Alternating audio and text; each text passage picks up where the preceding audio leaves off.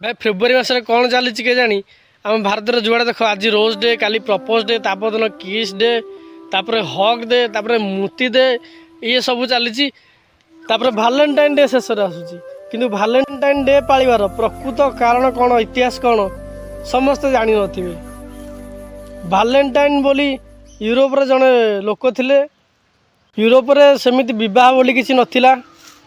जी जिते पारुले संपर्क रही पारुले पुरुष नारी छाती जी जिते पारुले संपर्क रही पारुले किंतु भालेटाइन यार विरोध करते कहते ना जड़े पुरुष जड़े नारी को विवाह करने उचित तापर शारीरिक संपर्क रहिले चलिबो। जड़े पुरुष जड़े नारी तेणु सी जिते बड़े जहाँ देखुले ये सब कर विवाह बंधन में बांधि दौले।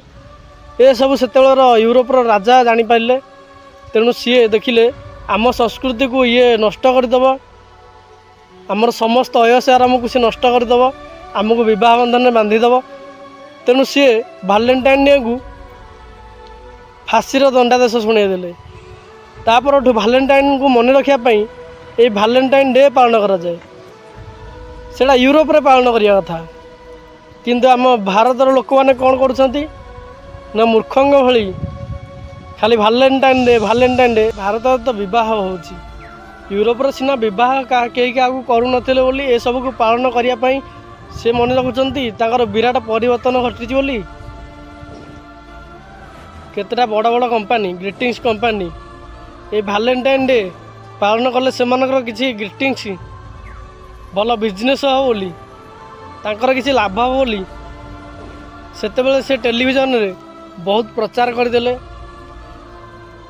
तापर 10-12 वर्षर छुआ जे कि ये सब अर्थ भल जानी सी ग्रीटिंग्स कार्ड लिखुची विल यू माई भालेटाइन एमती लिखी 10-12टा झील को सी दौर।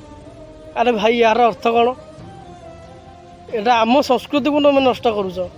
जदि प्रकृत में तुम्हें हिंदू प्रकृत सनातन धर्मी प्रकृत भारतीय तेणु ये यूरोपीय संस्कृति को त्याग करी आम देशर समस्त पर्वपर्वाणी को समस्त उत्सव को पालन कर तापर आमे कहिबा जे आमे भारतीय।